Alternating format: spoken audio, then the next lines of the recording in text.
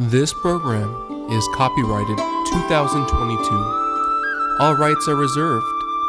Reproduction in whole or in part, without the express prior written consent of the owner, is prohibited.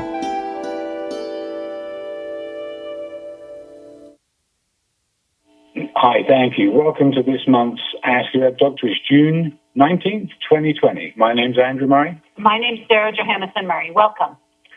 For those of you perhaps who've never listened to the shows, we've run every third Friday of the month from 7 till 8 p.m. With a live call-in from 7:30 to 8 o'clock.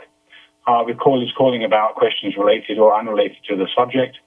Welcome to the show. We have Raymond Peat, Dr. Raymond Peat, with us again, and it's the third discourse on the current prevalent thought amongst most people worldwide about COVID-19. Where is it? Where did it come from? How do people catch it? Is it that serious? Is it going to become a big problem? Why has it collapsed the economy worldwide? And lots of questions surrounding it. I'm afraid for those people who are anti-conspiracists, it certainly seems to have fuel behind it in terms of the facts and the science surrounding this virus and surrounding its lethality or not, and the responses worldwide of governments and the economic collapse that's had a severe impact for many economies around the world, not just good economies, but existing poor economies. So once again, we are joined by Dr. Raymond Peat, who's very much into the research of many different things and has been writing about health and writing about physiology and exposing the science for science's sake, debunking a lot of popular belief which has been repeated over the years and has become kind of entrenched in society and in the psyche. So once again, thanks so much for joining us, Dr. Peat. Yep, thank you. For people that have maybe never heard of you before or haven't listened to the shows before, would you just give us an outline of your academic and professional background so people can understand a little more about you, where you come from?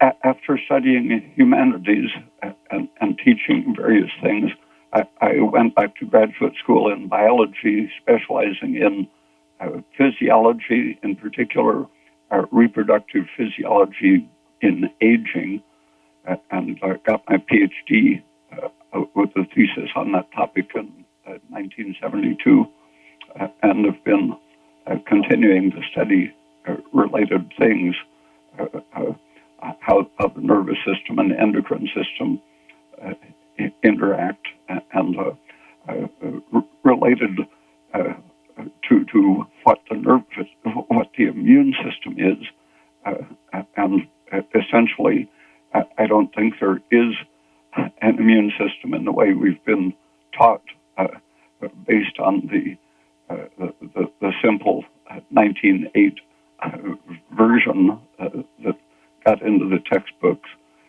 based on a sharp division between training antibodies and having a simple, stupid, innate immune system. The brain and consciousness, emotions, everything, they're all integrated into the whole endocrine, immune, metabolic functions, and the simplification of the immune system has made it possible for the government to push people around, get them scared when there's absolutely no reason for panic. I've been tracing the ways that they seem to have led the public to fear that this was a super virulent virus when there was absolutely no evidence that it was anything special.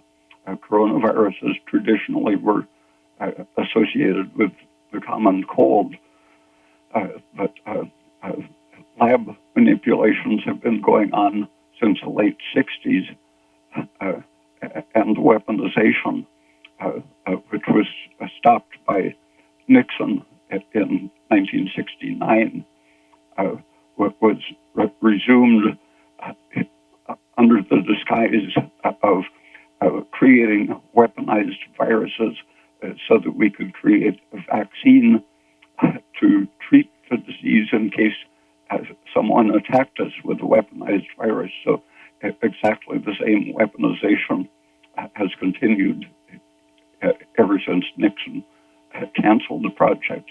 And in 2014, a lot of virologists even were pointing out how deadly it could be if the lab had leaks with these weaponized viruses.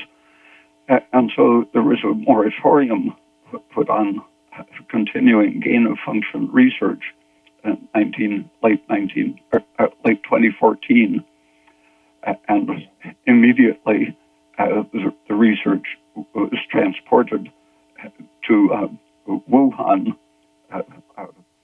Fauci was responsible for that move, violating the spirit of the moratorium, which was to prevent a pandemic. So that I think the information was put out, letting the public know that weaponized viruses were circulating through labs all over the world, both the United States and China. And that information, regardless of what might turn out to be an infectious flu season event, having that discussion going on made it possible for the public to be scared by rumors of a weaponized virus, either from Wuhan or from Fort Detrick. And the government didn't have to put out any information about the deadliness of the virus. They just let the rumors create the panic, and then they took advantage of it to shut down the economy, which they had been discussing for at least a year in advance.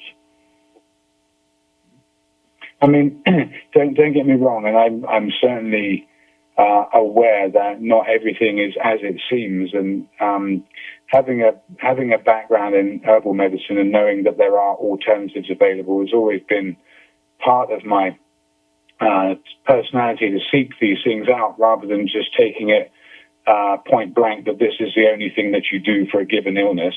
It's never been my way of thinking, and so I spent most of my life since graduating looking at alternative ways of doing things, and I find it very empowering and very refreshing, and it's certainly good for science's sake because it gives medicine the chance to do their own research on this and to make it a valuable place, an environment, a healthy environment for people to live in where there is always an alternative. And so what's been on my mind, Dr. Peat, since this began, and I think probably more so since the facts and figures came out about just how few people are actually dying from this compared to previous pandemics.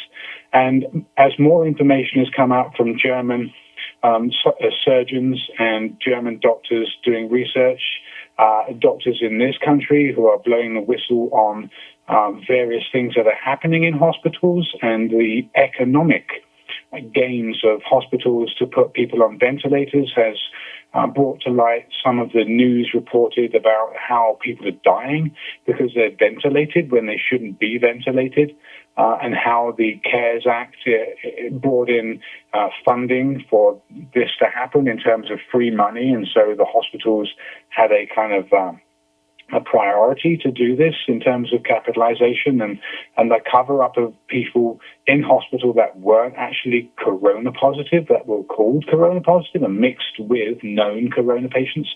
And I think later on I want to give out a few links so people can check this for themselves, because I've also found that as time's gone on, especially in the last couple of years with the whole disinformation campaign, that Google is becoming increasingly more selective in terms of results over and above search engines that are not monetized per se and are not global, not dominating monopolistic kind of organizations that Google's definitely become. So there's always got to be room, and there always will be all the time we're alive, for alternatives and an alternative viewpoint. And I really appreciate that with you, that you're always looking, even for science's sake. At science, you advocate good science and you debunk bad science, and that's always the best character for somebody who's truly doing research. So my main question, since this whole thing took off back in January, when we started hearing in February about what was happening in this country, and it kind of exploded in March in the lockdowns across California and New York and then the rest of the states, and all the numbers from the CDC and all the fear surrounding this, which is definitely what's driving it, because the facts do not seem to speak to allay that fear, but people interpret what's happening in terms of the media as a justification for everything that's happening, despite there not being the true evidence there. So if it's not anything like a 1918 pandemic where there's going to be 60 million people dead, because at this point it's actually, as you've said, and you can bring this out in a moment, there's minimal numbers of people truly that are actually dying, and actually a lot of numbers have been mixed and lumped together as COVID, and when they're not, and that it really does, without being conspiracist. And this is the thing I think that the internet wants to try and shut down in terms of the fact-checking, drive to dispute this, and people being kicked off of platforms that would normally be available for them to voice their opinion, because free speech is an enshrined part of the Constitution. The whole concept of bringing in a collapse of the economy with a World Bank, World Health Organization, International Monetary Fund type restructuring to finally wrap up the world in a very dystopian and communistic type organization, leadership kind of, this does not sound too far from the truth, because I don't think anybody in power ever lets a good crisis go to waste. So in terms of the numbers of people that are dying, from what you know, compared to previous years, would you just outline to people listening just what the facts are? And so we can get a better perspective on this in terms of its seriousness as this show goes forward, with people blowing the whistle on things that are happening, and as the months roll by, for people to get a perspective on it. I was looking at the numbers of total deaths in the U.S. The numbers usually take about 2 weeks to fully get reported. So looking back a few months, everything but the last 2 weeks are usually pretty stable numbers. And I was seeing historically low numbers of total deaths in the United States for the last several months, and wondering how that was possible with a growing population and nothing special happening to the nature of the population that could be preventing death from all causes. I thought that was very suspicious. And then suddenly, just about the same number of deaths that hadn't occurred from all causes, suddenly the first week in April, they occurred very fast and gave a huge spike in excess mortality that was ascribed to the coronavirus by the CDC.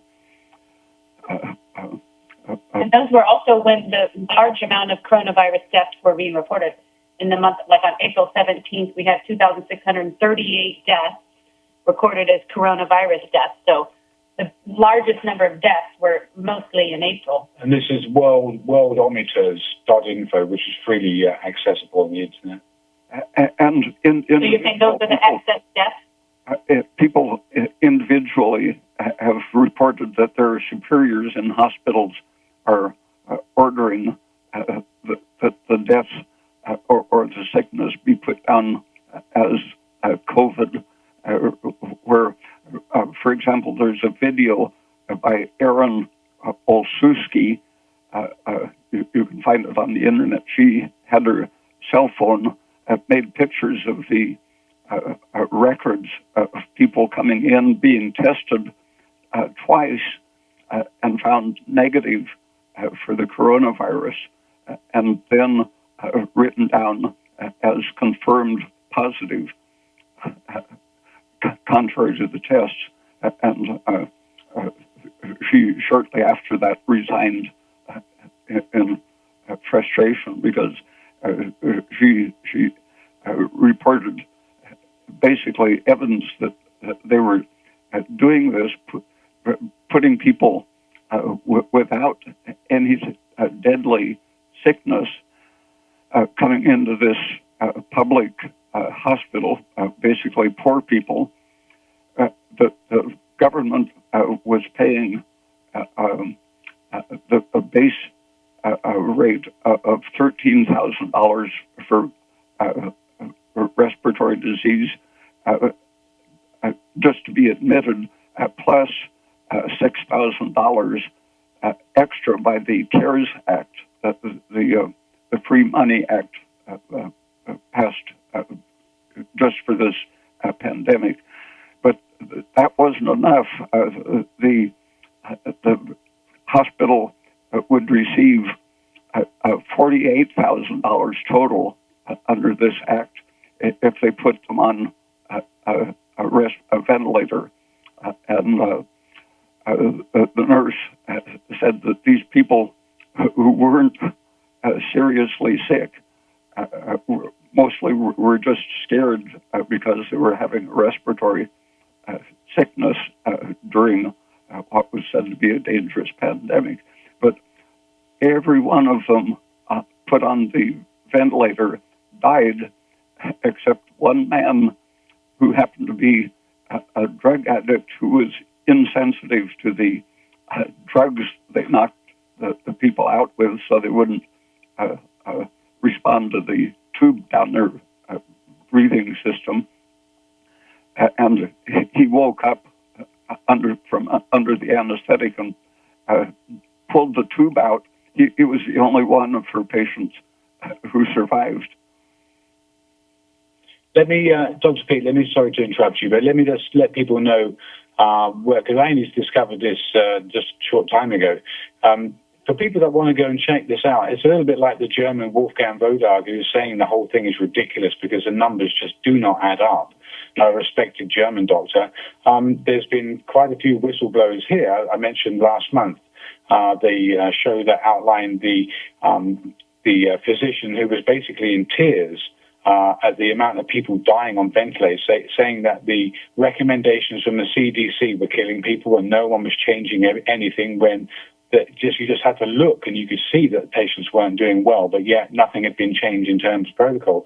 The person that Dr. Peat just described was a nurse called Erin Marie Olszewski. So she's Polish and her last name is spelled Olszewski.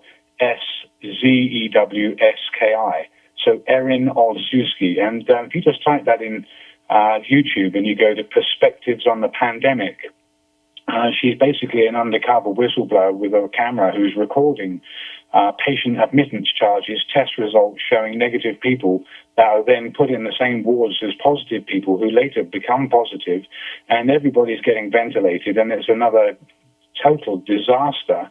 And it's kind of hard to believe, but it's there to watch. And so in terms of people who want to talk about fact-checking, the facts, that's something that we want to, and we always strive to do here on the shows.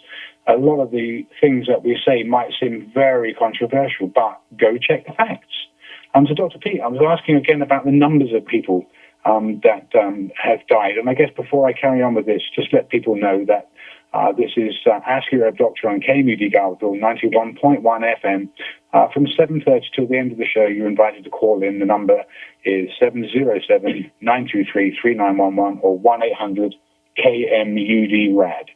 I want to mention one thing. Another error in the death recording numbers is that people that go to the hospital or have gone to the hospital during this pandemic, and I actually know someone personally that had this experience, as soon as they get to the hospital, they can't get out of their car.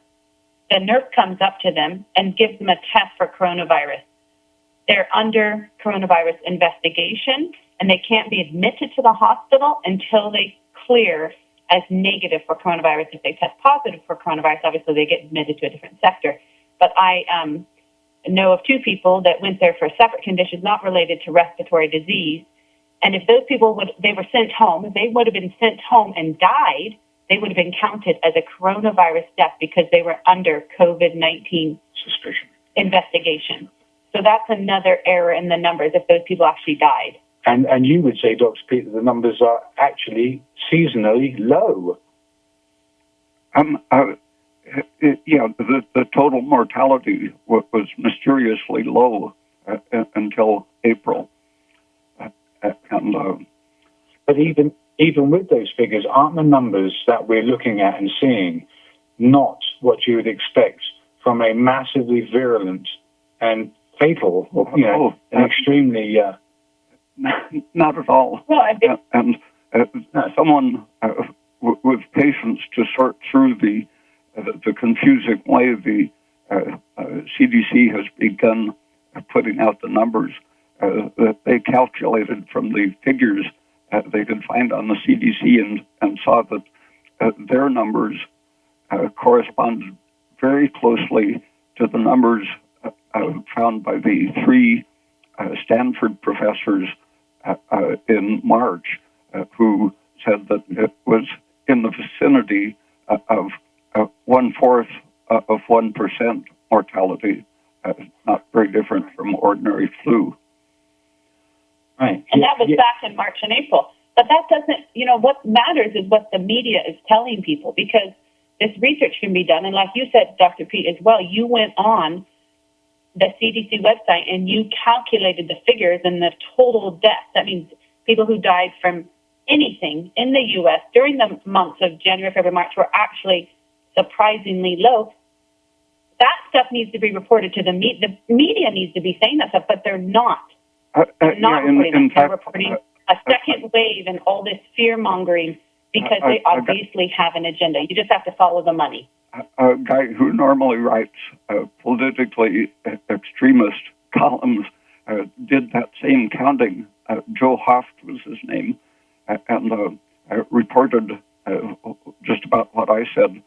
And I looked him up, and all of the best-known fact-checking sites were lying, saying that he was making up his numbers. And so I started looking at other things that the fact-checking sites were saying.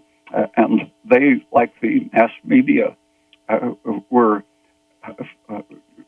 following the claims of whatever the CDC says, right. and saying that anything that criticizes it is a conspiracy theory that shouldn't be taken seriously.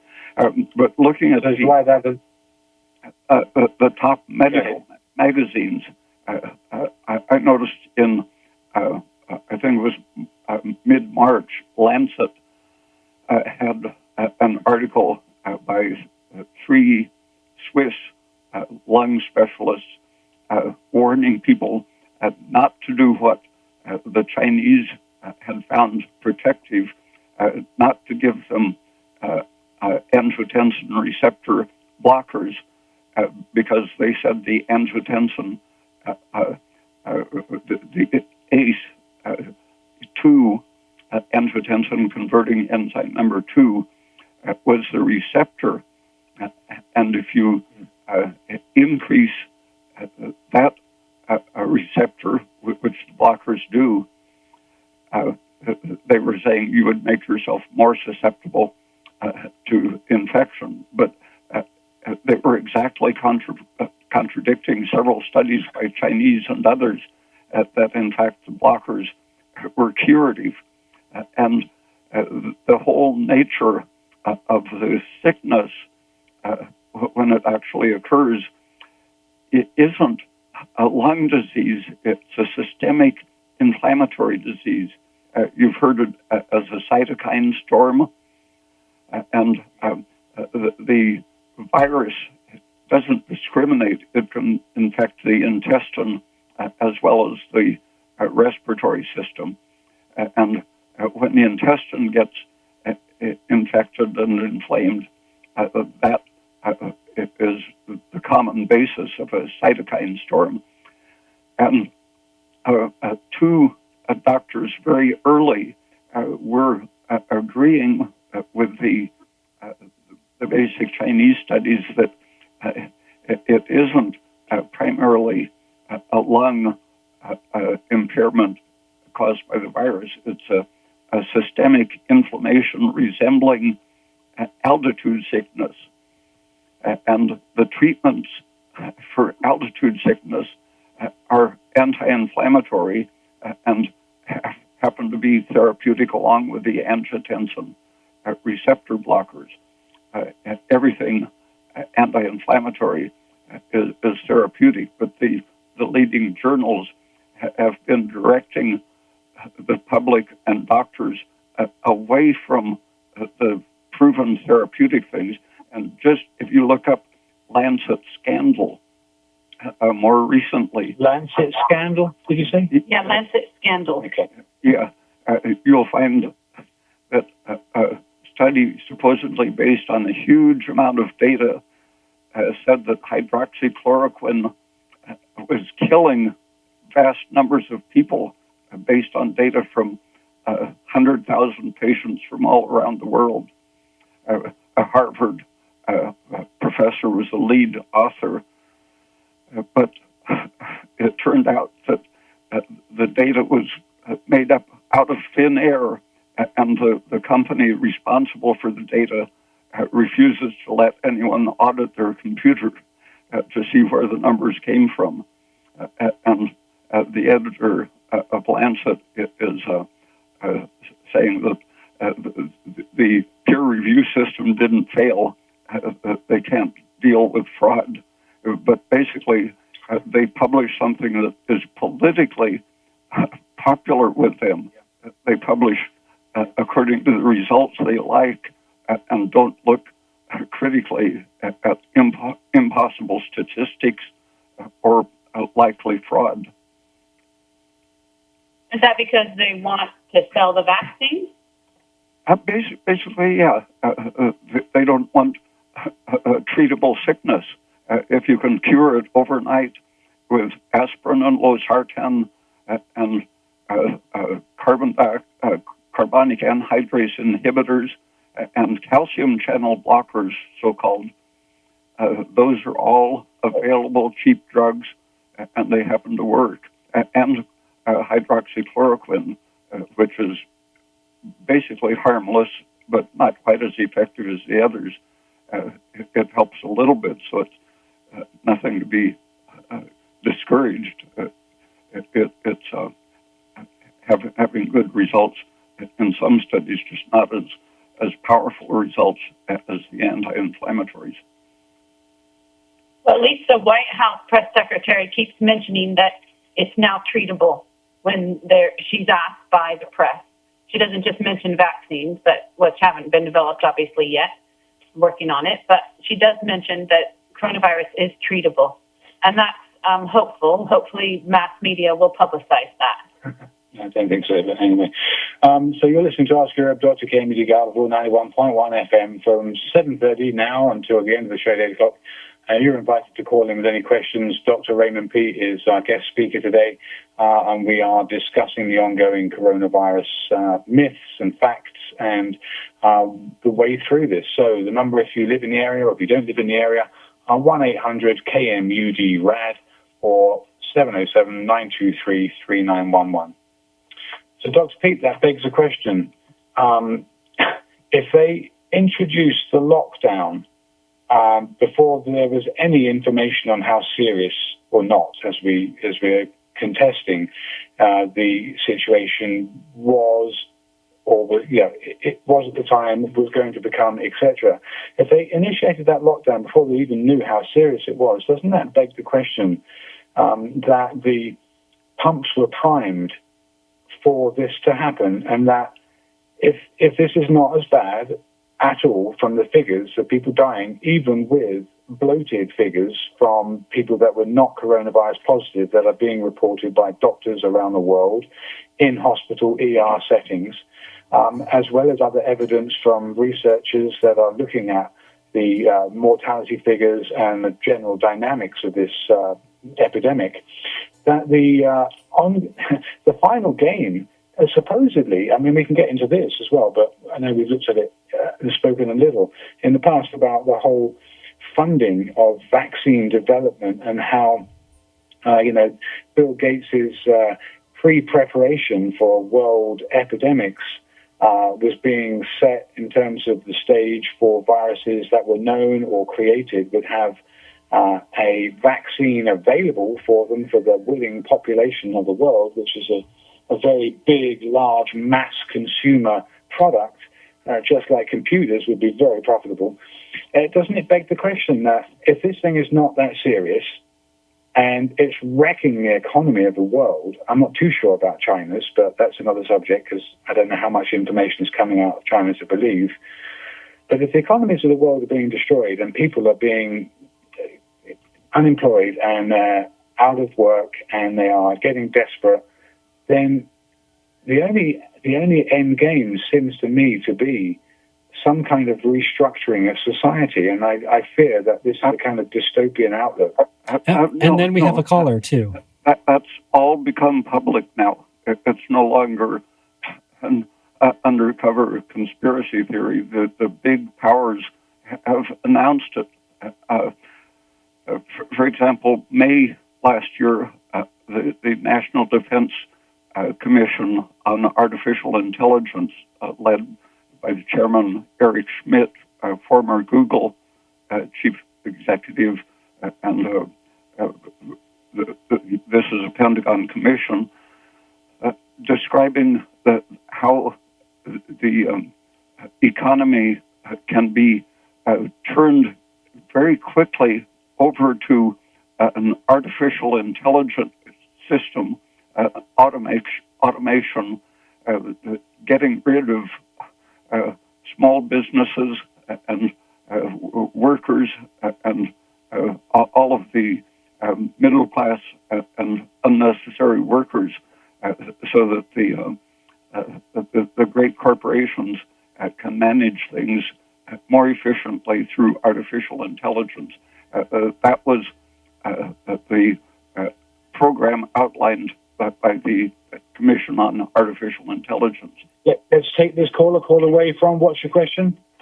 Hi, I'm from New York, and I'm a long-time listener, first-time caller. My question for Dr. Peat is, there's a woman who's in her 60s, and she has digital necrosis.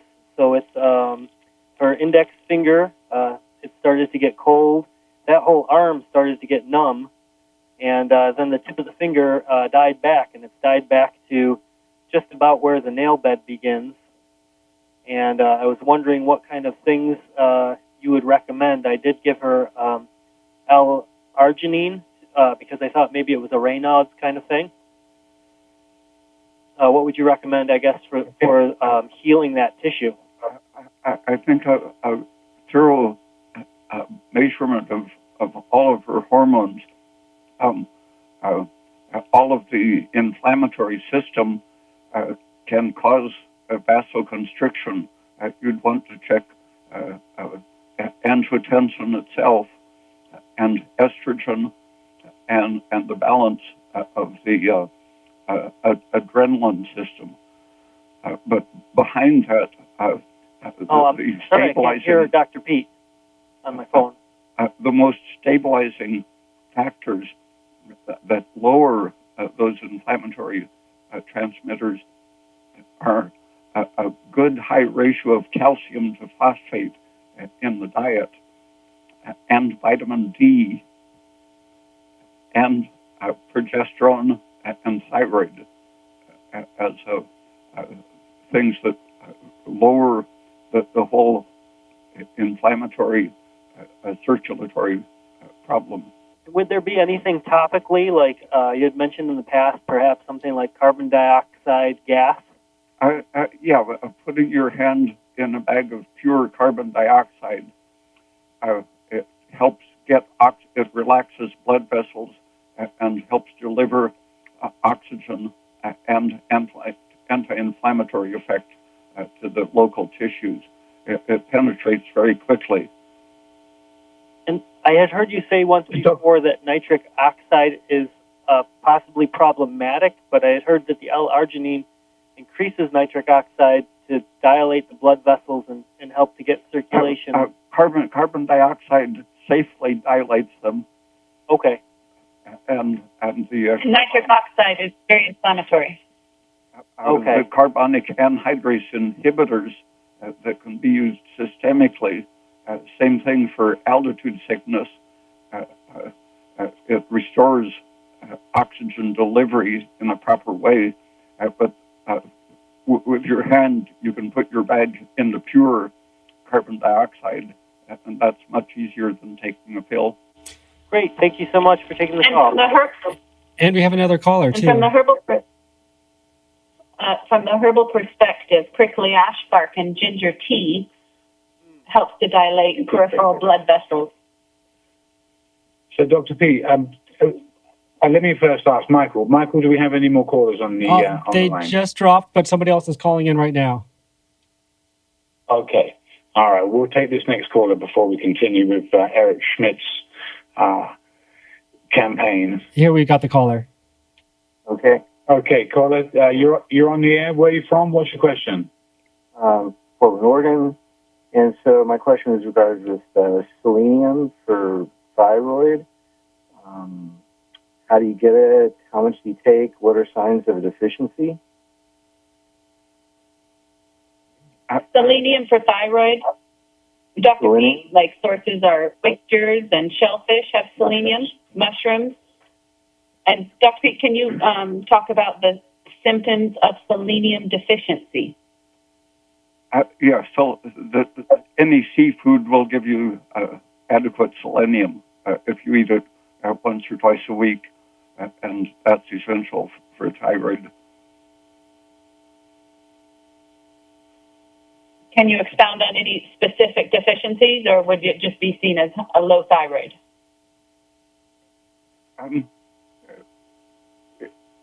Any kind of stress can bring on an attack of hypothyroidism, depression or stress. Defensively cools your metabolism by knocking out the thyroid function momentarily. And in that case, sugar, fruit juice, a big glass of orange juice, for example, can bring a person out of this momentary hypothyroidism. 3911. So, Dr. P, I was you were expounding on Eric Schmidt, ex-CEO. I was mentioning the proposal of this Pentagon Commission last May to basically destroy the economy, the old economy, to create a new one very quickly.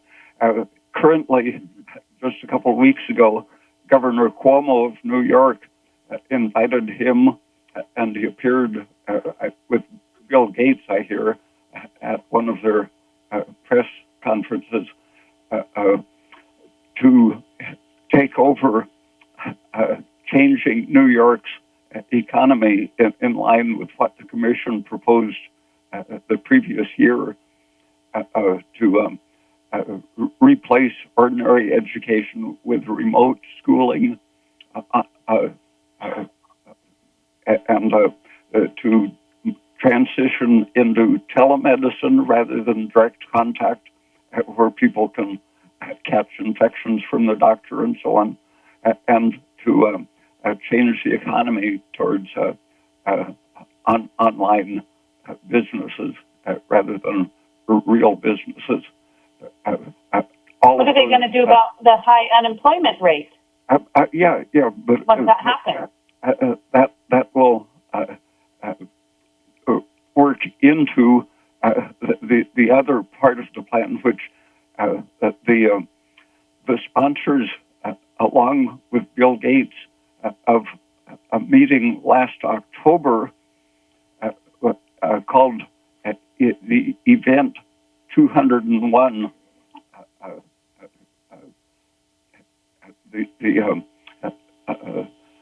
I think it was in New York, where they got world leaders from all of the major businesses and governments and health organizations, especially drug companies, to enact a play version on the script that coronavirus had been transmitted from a South American bat to a pig, and it got transmitted into the United States and threatened to kill 65 million people.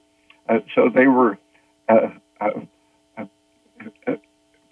going through what they would do to protect the population from this super deadly coronavirus.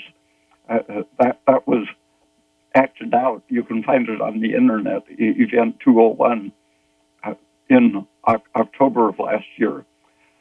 And the World Economic Forum, one of the sponsors of that meeting, has already announced their theme for next January's meeting, which is the Great Reset, which is seeing the world economy as reduced to basically a third world level of sustainable agriculture and everything sustainable, but without the present industry and so on, which they're going to save the world from pollution at the same time as from the virus.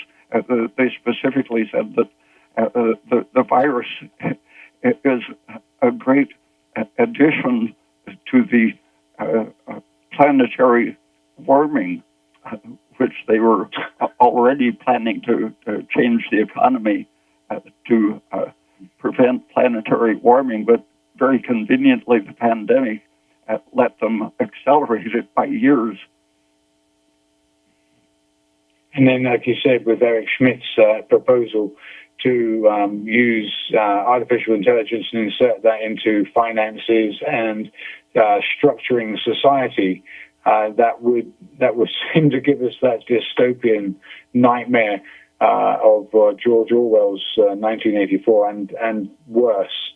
And Cuomo, oh my goodness! But what are they going to do with all the unemployed people? Are they going to then plan mass euthanization?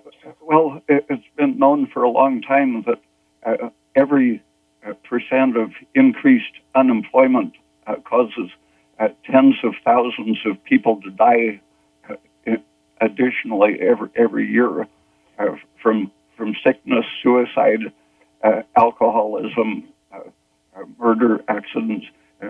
And so if you have 20% unemployed, just things like suicide and sickness will increase hugely, several times faster than the virus could kill them.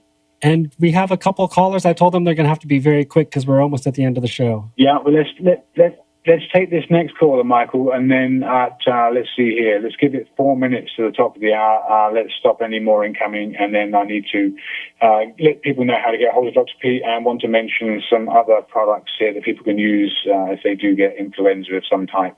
So we've got the caller. Caller, you're on the air. Where are you from? What's your question? Am I on the air? Yes, you are. Yeah, you're on the air. Okay, this is Greg Condon. I'm from Salmon Creek. The other day I heard two interesting ideas that I wish you would comment on. One was the symptoms, the advanced symptoms of COVID. Seems these high altitude type of sicknesses was very similar to cyanide poisoning, and that the treatments for cyanide poisoning were fairly well known. And the second interesting factor was that in the advanced stages of like cyanide poisoning, where oxygen needs to get in the lungs, that putting high pressure purified oxygen or enhanced oxygen was actually detrimental to the tissue at that point. Those are my two things I wish you'd comment on. Dr. Did you hear that question?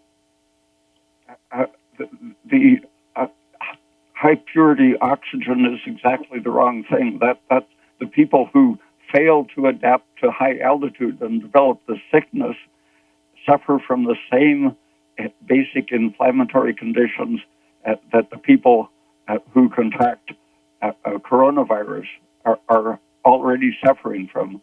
Basically, a stress state, a hypothyroid state, in which the tissues are not producing carbon dioxide, but instead are producing lactic acid, and that could be an overlap point with cyanide. Suffocation will make you produce lactic acid, and lactic acid organizes things like pulmonary edema and systemic inflammation. And here we have our last caller who promised to be quick. Okay, caller, you're on the air. What's your question and where are you from? I'm from Mendocino, and my question is about leg cramps. I do a lot of bicycling to control my type 2 diabetes, and but I get pretty severe leg cramps after the ride, not during riding, but after. And what could I do to deal with that? You say exercise brings on? Yeah, he said that he doesn't get lactic acid cramps while he's cycling, but sometime after stopping during recovery, he gets these cramps.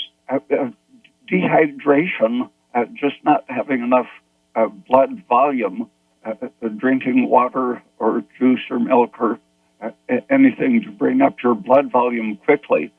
The concentration of the blood increases the pH, and increased pH causes muscle and nerve spasms and increases the production of lactic acid.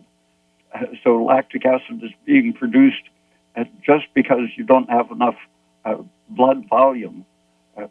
So it doesn't have to be an alkaline drink or acidic drink or anything. You want to restore the volume, and that will lower the alkalosis, which is causing the cramps. All right. Thank you very much. So rehydration. Great. Thanks for your call. Well, we better stop taking calls there, Dr. Peat, and call the show good for this month and let people know how to reach you. Thank you so much for your time. Okay, thanks. Bye. Okay, so for those who've listened to the show, I did want to mention several products that are definitely useful for the whole cytokine storm part of this particular influenza, if you do get it, and you get into any kind of respiratory distress. Ephedra is an herb, marijuana, that was banned here in the States because it was being abused by diet supplement companies. It's been shown to be extremely effective, not just in Asia and China, but with other third-party research in Europe that's been done where it's not banned. Ephedra has been shown to very, very well mitigate some of the problems with respiratory complications of COVID. And then obviously, glycyrrhizin is a product in licorice which has been shown to bind specifically to the high mobility box group 1 component and provide relief from respiratory distress. Other herbs like Baikal skullcap, things that have been traditionally used for influenza like wild indigo, pleurisy root. Obviously, things like echinacea and elderberry do work well for this type of influenza, but there's a controversy surrounding cytokine storm and the use of elderberry. But traditionally, these immune supportives have been used where there's no danger of an exaggerated immune response in the cytokine storm. So thanks so much for joining us, Dr. Peat. And I would encourage people to look at YouTube videos of people that are blowing the whistle in hospital situations, for patients that are being called COVID-19 when they're not. That interview or that YouTube from Erin Olszewski, Olszewski, type her name in, Perspectives on the Pandemic. Very, very eye-opening. Look at Wolfgang Wodarg's publications, a respected German scientist, and just look at the figures and look at what the option or the alternative is, and just ask yourself the question, if it's so bad, why are there not so many more people dying? If the figures are bloated as they are because of the numbers of people that are being rolled into one and called COVID-19